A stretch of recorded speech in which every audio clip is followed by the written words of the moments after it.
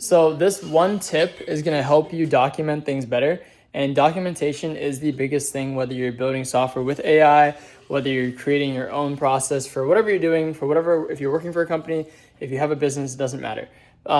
Basically, if you had never heard of a markdown file, it's just a certain type of file that's very easily formatted, and you can use AI to create a markdown file. And what I do, here's the secret. You make one master checklist, and you have it connected to Claude or AI, Cursor, whatever AI tool you use.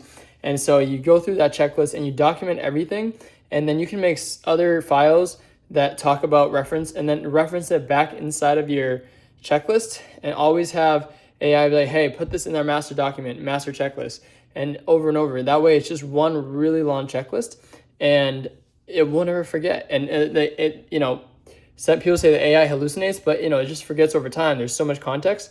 But if you have all the context in one single document, it won't actually forget. So that's my tip of the day for documentation while using AI. If you have other questions, you can reach out to me. I have a community where I talk about stuff like this. So if you love this stuff, if you like AI, if you want to do better with it, let me know.